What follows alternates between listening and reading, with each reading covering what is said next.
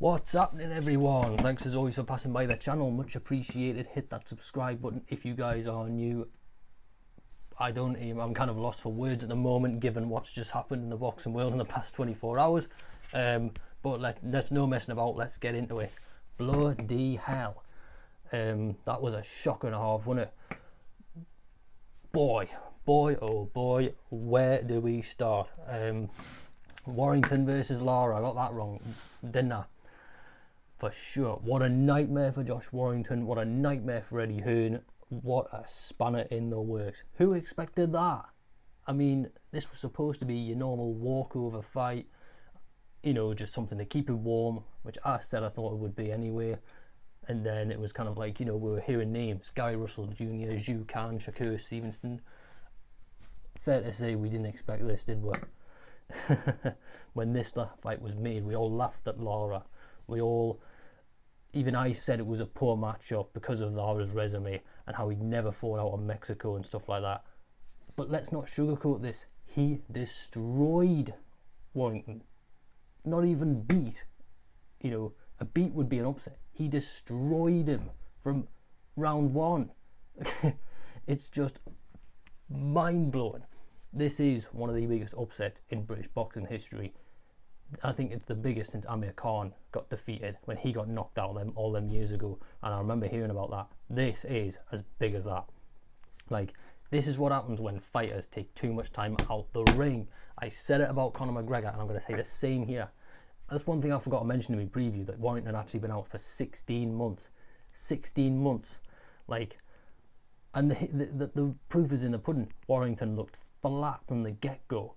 He looked completely disorganized, he looked complacent, he clearly was like he'd slept on Lara, didn't think anything of him, unpredictable.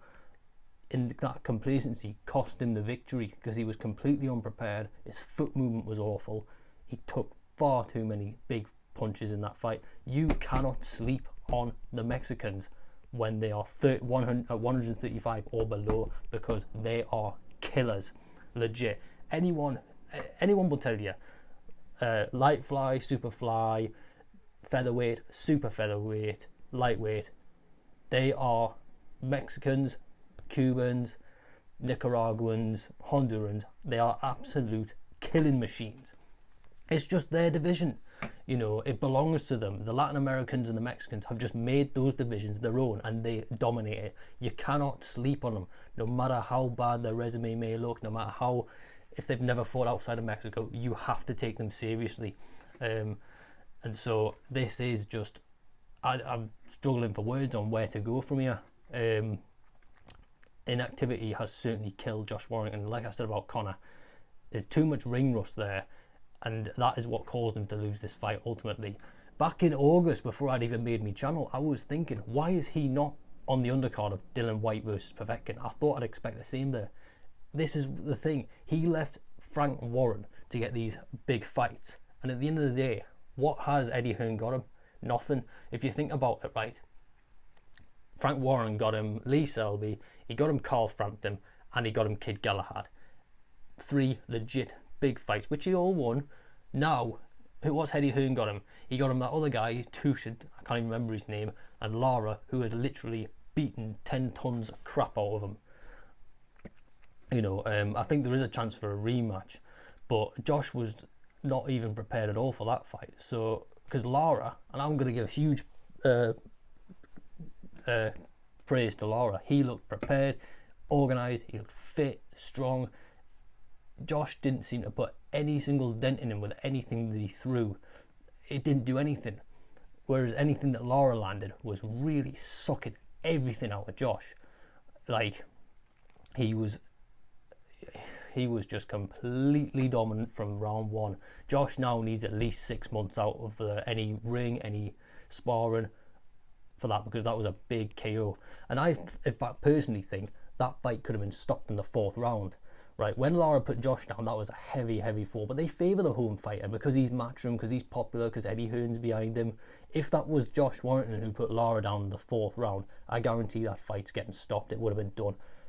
But because it was the other way around, they kept it going. Honestly, I think Warrington should have been pulled from the 4th round, 100%, because he looked absolutely done. Like, that complacency, like I said before, it's the complacency which has totally killed his performance and killed his attitude. You know, he spent so much time getting all these tattoos and, you know, kind of bigging himself up and talking about Gary Russell Jr., Zhu Khan, Shakur Stevenson, when he's not looking at what's in front of him. This is the problem here. You can only deal with what's in front of you. You can't sleep on them, and that's what happens. These sorts of results happen. You see upsets, you see losses, you see rocky stories.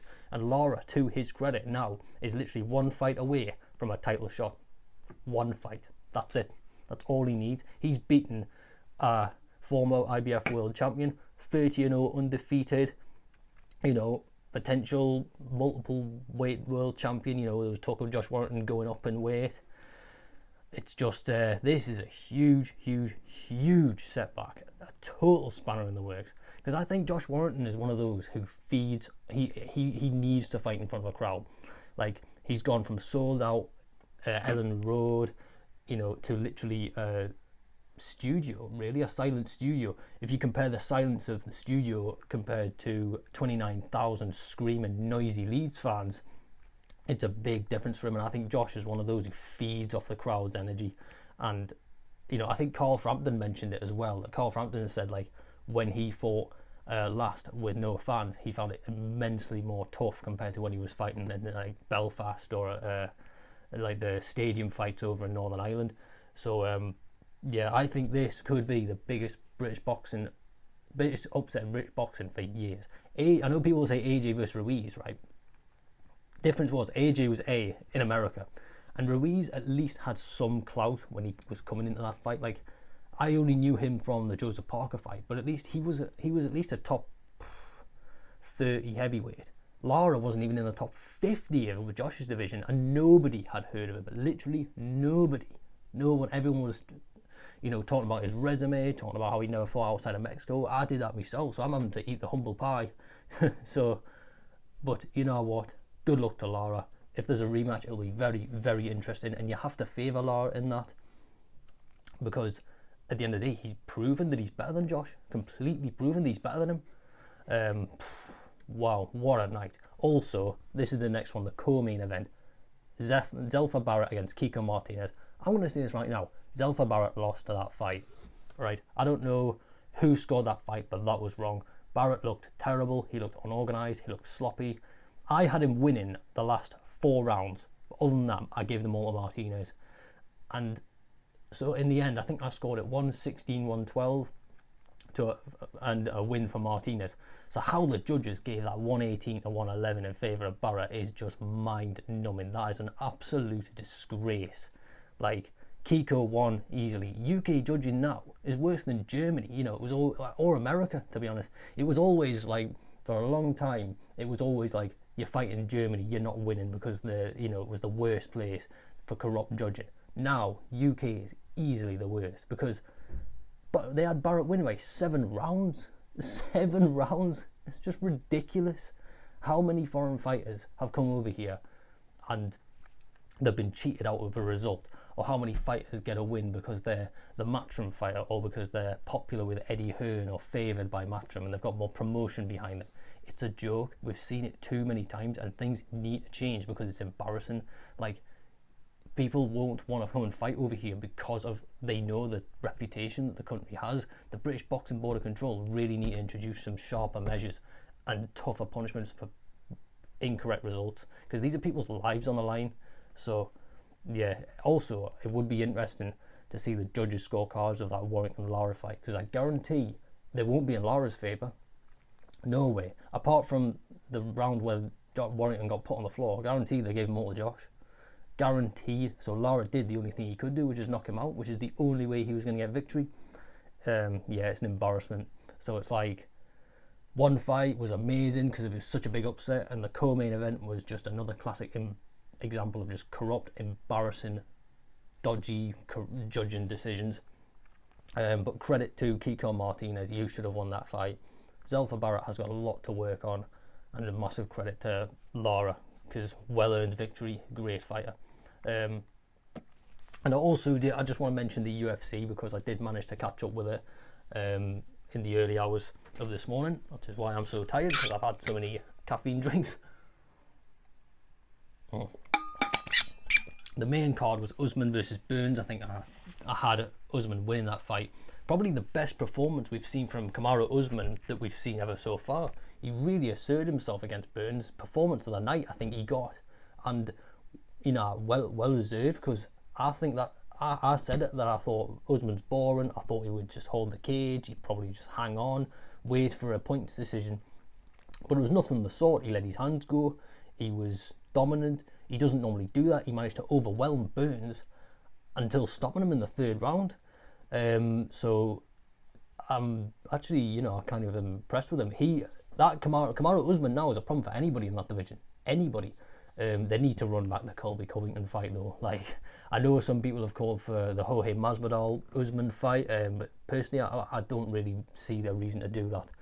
I think the Colby Covington rematch is not only bigger in terms of pay-per-view numbers, because Colby Covington is, like, as much as he is hated, he is a draw. Like, he's a draw because he has fans, but also so many people dislike him.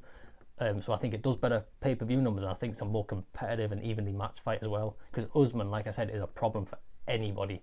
And whilst Colby Covington is, kind of a bit of a controversial figure, an unlikable figure, he is a good fighter, and certainly a good wrestler. So credit to Kamaru Usman, great performance. And the other one I wanted to talk about, I'm not going to talk about all of them, but Kelvin Gastelum versus Ian Heinisch. I mean, I was talking about how bad Gastelum is at middleweight, because he just doesn't fit being at 185 pounds. But it was a great win for Gastelum. I mean, I got that completely wrong. His striking honestly looked a little bit off, but his wrestling, I can't give him enough praise for it. His wrestling was really, really good.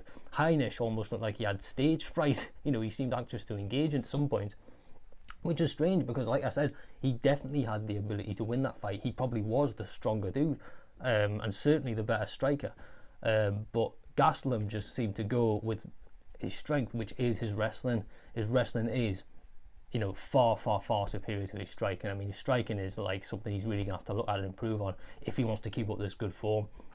After that poor performance, I wouldn't be against seeing Gastelum versus Hermansson too. That rematch is another interesting one, because we've seen Gastelum actually prove that he can make adjustments and fight at 185.